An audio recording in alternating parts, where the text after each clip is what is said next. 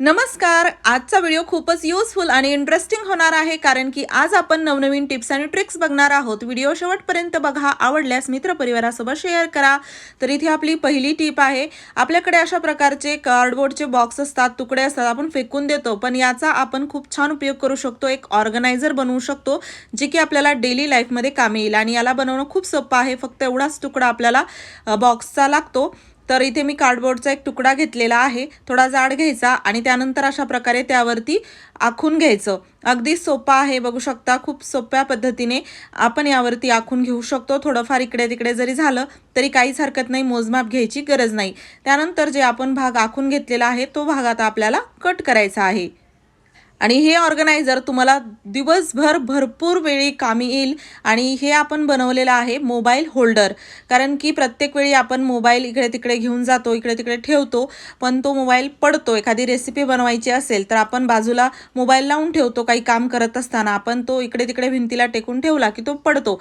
पण आजपासून अजिबात कुठे ठेवायची मोबाईल गरज नाही, कारण की पडण्याची भीती राहणार नाही. बघू शकता आपण किती सुंदर असं ऑर्गनायझर तयार केलेलं आहे एका पुठ्ठ्याच्या तुकड्यापासून. आणि अगदी घरामध्ये हे पडून असतात, तर असं तुम्ही लहान मुलं देखील हे ऑर्गनायझर स्टँड बनवू शकतात. एवढं सोपं आहे याला बनवणं. आणि बघू शकता वापरायला किती सोपं जातं. कुठेही मोबाईल ठेवला तर पडण्याची भीती राहणार नाही, पाण्यापासून देखील दूर राहील.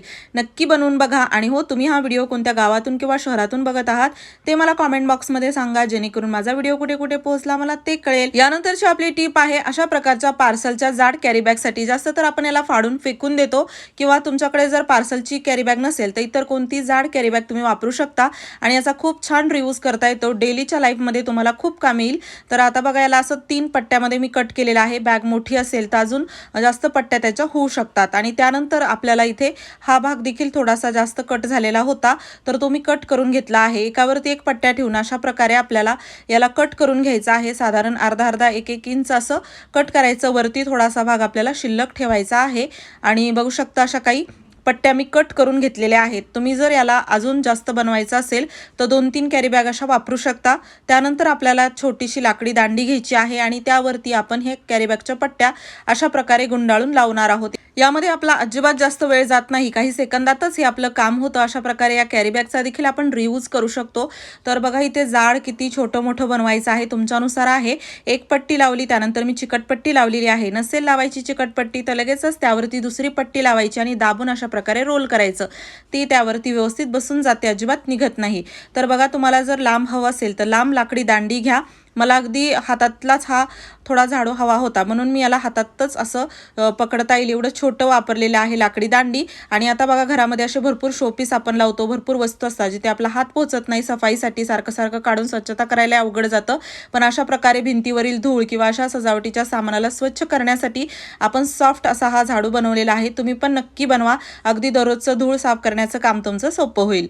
यानंतरची आपली टीप आहे दिव्यासाठी. आता बघा, दिवाळीमध्ये आपण असे भरपूर दिवे लावतो, किंवा दररोज जरी आपण नंदादीप नसेल तर देवासमोर असा दिवा लावला, जो की वात समोर असते, तो दिवा जिथे तुम्ही ठेवाल ना तर त्या ठिकाणी बघा, वात जेव्हा हा दिवा जळतो तर पूर्ण तेल जे आहे ना ते खाली साचतं, त्याच्या बुडाशी येतं.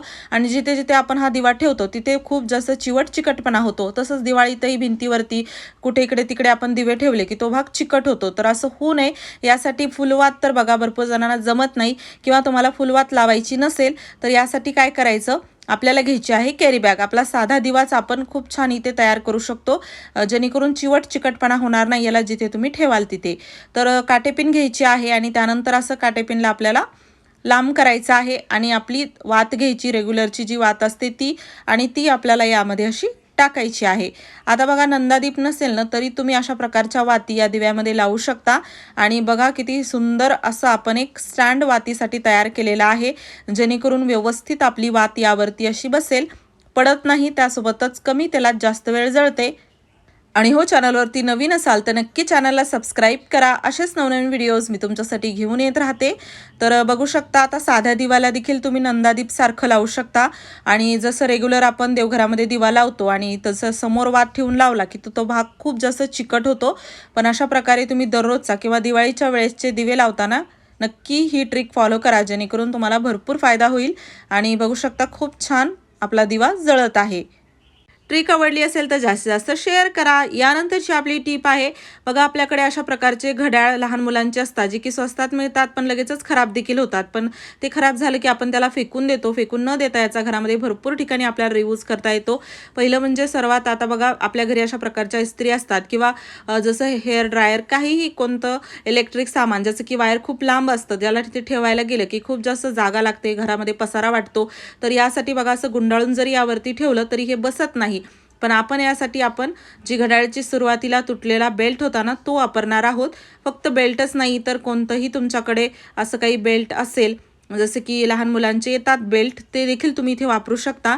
तर बघा, या तुटलेल्या खराब झालेल्या घड्याळीचा बेल्ट आपण या ठिकाणी याला ऑर्गनाइज करून ठेवण्यासाठी वापरू शकतो। दिसायलाही चांगलं आणि छान याचा रियूज देखील झालेला आहे। अशा प्रकारे तुमच्या घरी भरपूर वायर असतील त्याला देखील ठेवण्यासाठी तुम्ही याचा वापर करू शकता। यानंतरची आपली टीप आहे गोळ्यांच्या पाकिटांसाठी। तर बघा, आपल्याकडे असे संपलेले गोळ्याचे पाकिटं भरपूर असतात, तर त्यातीलच आपल्याला एक भाग असा कट करायचा आहे आणि कात्रीच्या मदतीने एका भागाला छोटंसं असं आपण टोक तयार केलेला आहे, बघू शकता। आणि त्यानंतर मी अजून एक याचा भाग कट करून छोटंसं एक टोक तयार अजून एक करून घेणार आहे, जेणेकरून 2 आपल्याला इथे मिळतील वापरायला। आणि तुम्ही म्हणाल हे छोटंसं आपण एक सुईसारखा आकार जे तयार केलेला आहे तो कशासाठी, टोकदार भाग? तर बघा, आपल्या घरामध्ये असे भरपूर कामं असतात जे की करायला गेलं की खूप जास्त अवघड किचकट वाटतं, वेळखाऊ होतात। आणि जर सोपी कामं करायची असतील तर आपण वेगवेगळे टूल वापरतो ज्यामध्ये खर्च होतो, पण अजिबात खर्च करण्याची गरज नाही। तर बघा, इथे जर तुमचा बोर्ड खूप जास्त चिवट चिकट झाला असेल तर अगोदर एखाद्या कपड्यावरती थोडंसं तेल टाकायचं आणि त्यानंतर स्विचबोर्ड पुसून घ्यायचा, पाण्याचा वापर करायचा नाही।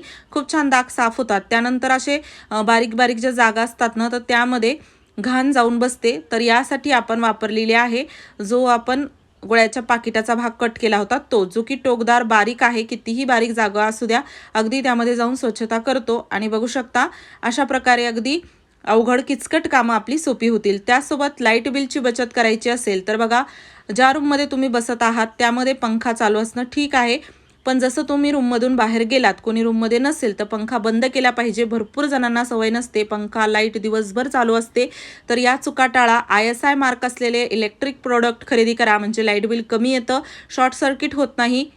रात्रभर आपलं फ्रीज चालू असतं, दरवाजा बंद असतो, तर छान ते थंड झालेलं असतं, त्यामुळे सकाळी उठल्यानंतर 2 तास फ्रीज बंद ठेवा, लाईट बिलही कमी होईल, जास्त प्रमाणात बर्फ जमा होणार नाही। आणि या छोट्या छोट्या गोष्टीतूनच भरपूर तुमचं लाईट बिल देखील वाचू शकतं, काळजी घ्या।